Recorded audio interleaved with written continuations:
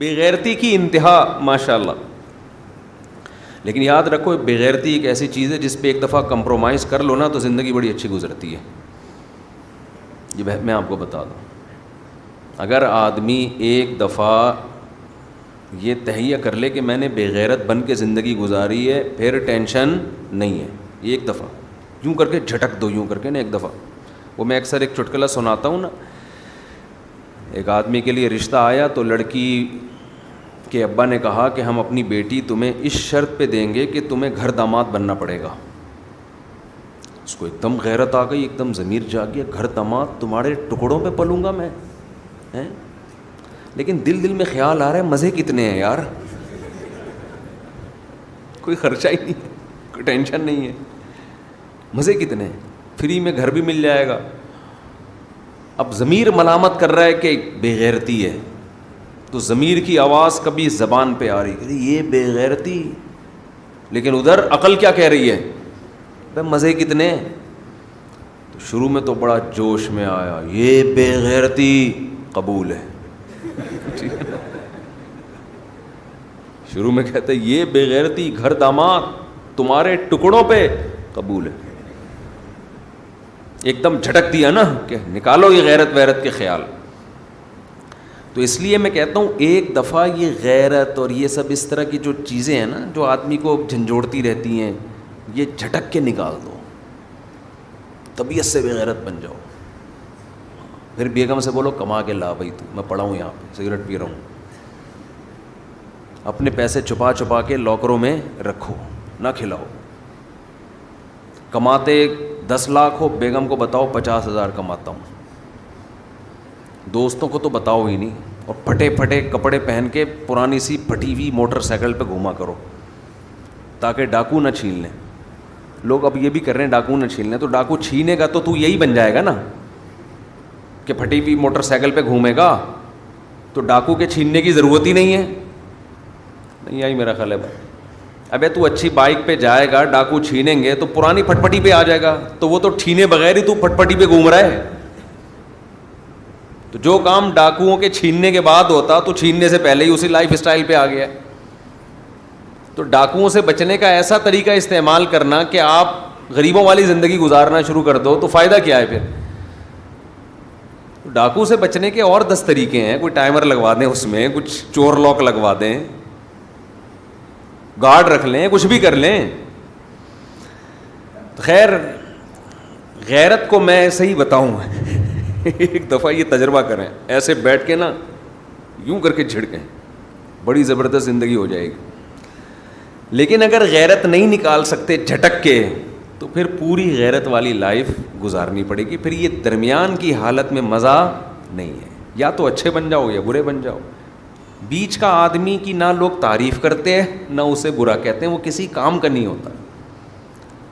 ایسی زندگی ہو, اچھا بنے. تو قریب من الناس حدیث میں آتا ہے, سخی لوگوں کے قریب ہو جاتا ہے, لوگ محبت کرتے ہیں, چہرے پہ رونق آ جاتی ہے سخی آدمی کے.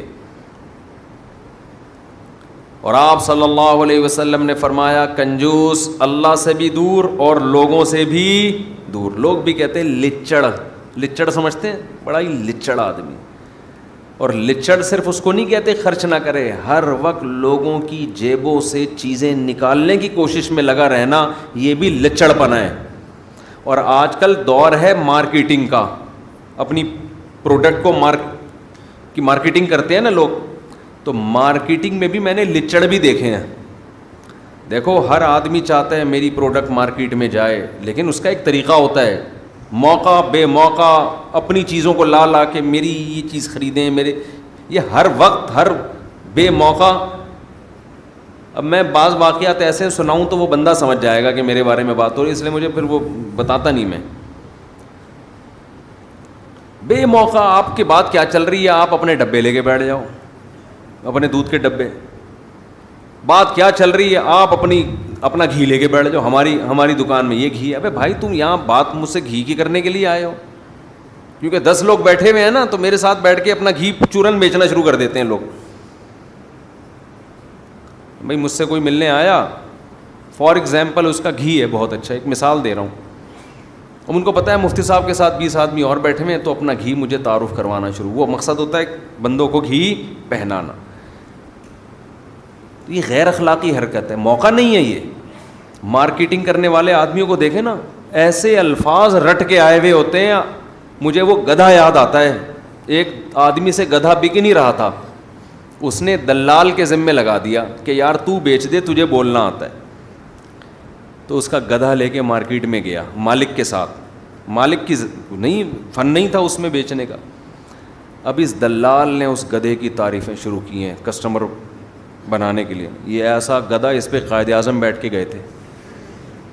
یہ ایسا گدھا، اس کے زمانے کے سارے گدھے مر گئے، یہ زندہ ہے. اور ایسا گدھا، پتہ نہیں اتنی تعریفیں کی. مالک نے کہا وہ اتنا متاثر ہوا اپنے گدھے سے، ٹھیک ہے نا، اس نے کہا اتنا قیمتی گدھا میں نہیں بیچتا.